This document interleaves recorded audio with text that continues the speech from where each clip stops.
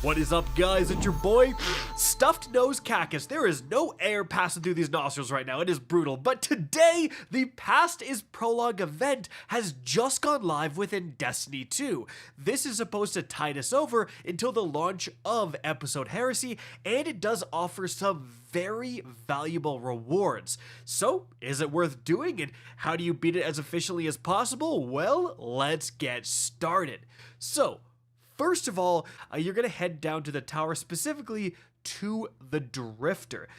So, when you talk to the Drifter, he has a quest called Packed Lunch, and for 5 bento box completions, you're going to get the Chatterwhite shader. Now, this is a very rare shader, so the fashion community is very happy about this one. After grabbing the quest, you can see he has a new section called Past is Prologue Tasks. You go into here, and he has 4 different quests available. So right now we have some very important information about how this event actually works. First of all, as you can see, these quests are all kind of cryptic. They don't tell you exactly what the quest entails, but the good news is that you can grab all 4 at once. Now, we're going to go over the quest requirements in just a second, but it's very important to understand a few things. There are 4 quests available this week. If you complete these quests, more do not appear, which means there's going to be another 4 quests available next week. And that means there are 8 quests total, and you only have 8 Bento Tokens total to spend. So you have a limited amount of this currency. So you have to be very careful with what you're spending it on. So that's the layout of this event for this week, for next week.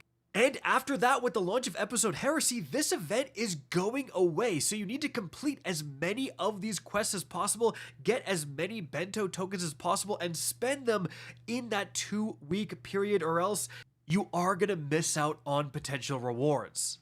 So, as for the actual requirements, well, let's take a look. One of them is to finish final encounters in any raid or dungeon, with raids providing additional progress. Now, this may seem daunting at first, but simply use a resource like d2checkpoint.com and you can simply join a final encounter checkpoint and go from there, especially if you can get the Shattered Throne dungeon final boss checkpoint. That is incredibly easy to do. You're just gonna need a couple of teammates, heck, only one other player, and you can get that done. Heck, honestly, solo with certain builds, you can get that done pretty easily. So that's gonna be easier than doing an entire raid or dungeon all the way to the end and then beating it. Now, after that, guys, we have some much more accessible ones. We have martial mementos, so get final blows with Malfeasance, Witherhoard, Touch of Malice, Whisper of the Worm, Xenophage, or Arbalest. So, as you can see from the background gameplay, I was using the Malfeasance because it's a primary weapon, so unlimited ammo, and it's very good. The progress was a bit slow, but you will just eventually get this done. The other quest was a Dubious Bento, so this one is a bit interesting. You have to collect Dubious Celery from defeating targets in Gambit, and then Sentry Eggs from defeating combatants on the moon. We'll talk more about this in a second here. And then the final and 4th one was Nightmare Lunch, where you complete activities on the moon, bonus progress for Nightmare Hunts. So right there we can see we can get multiple of these quests done at the same time. We can be very efficient. If you put on, again, something like a Malfeasance, and then do an activity on the moon, specifically we did a Nightmare Hunt, well, we're now getting progress for 3 out of these 4 quests. And you can see that the Sentry Eggs dropped pretty often. In fact, in one Nightmare Hunt, we got all 10 Sentry Eggs. Like myself and all of my teammates were all done with 10 out of 10 for the Dubious Bento quest. In terms of the Nightmare Lunch, we were at 25 out of 60 in terms of progress when we completely finished that Nightmare Hunt.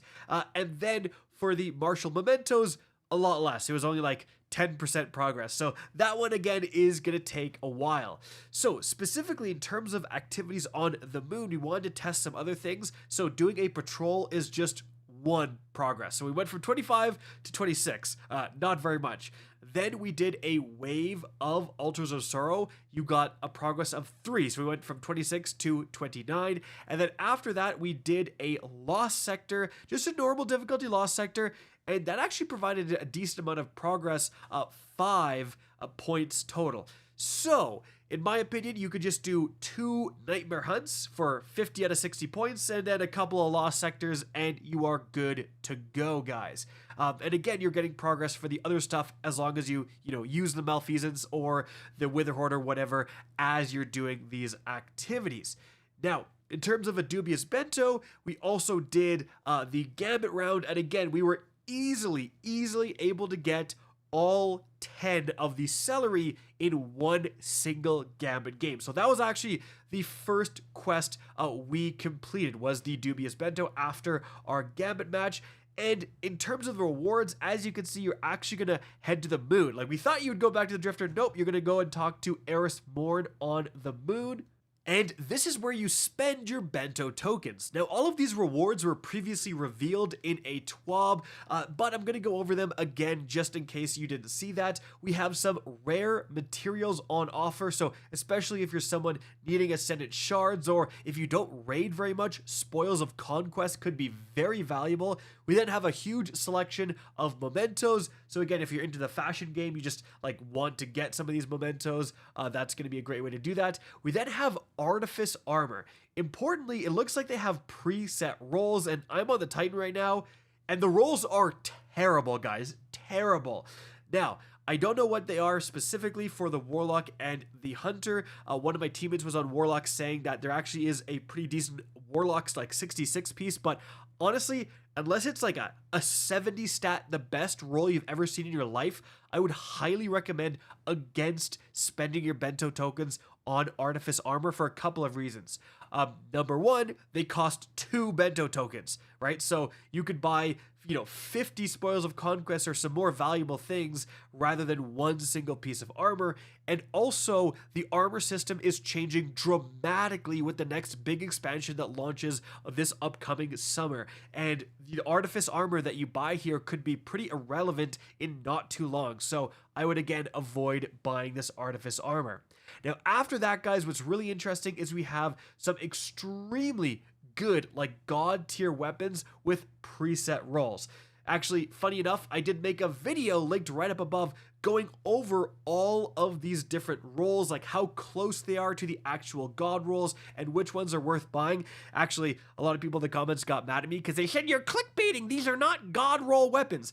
I never said they were god rolls. I said the weapons at a base level are god tier. People want to argue so bad they don't even read the titles at this point, and they are god tier weapons. The Igneous Hammer is arguably the best energy 120 in the game. The Cataphract is arguably the best strand grenade launcher in the game. The Riptide is currently the #1 most used fusion rifle on light.gg. The weapons at a base level are incredible, but again, their rolls are a little bit of ways from the god roll. None of these rolls are the perfect 5 out of 5 god roll, so it's kind of up to you and your account and what you have currently in terms of what to buy. You can see I actually bought the Igneous Hammer. I have some old ones back from when Quick Draw was good and stuff like that, so I'm excited to get this one. For me, it is good. This is better than pretty much all my current Igneous Hammer, so that's a huge boost to my account. Importantly, when you do buy these weapons, they are enhanceable, and it retroactively makes any old Igneous Hammers or weapons of any of these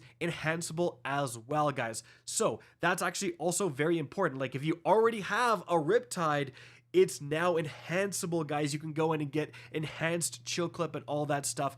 So that is a pretty big deal for a lot of people out there.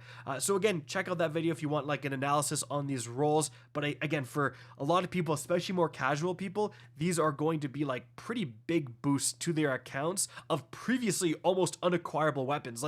The important thing, these are not just random weapons. These are the adept versions. You would have to go flawless to the lighthouse or beat a grandmaster to get these weapons. Now you can just buy them with your Bento Tokens.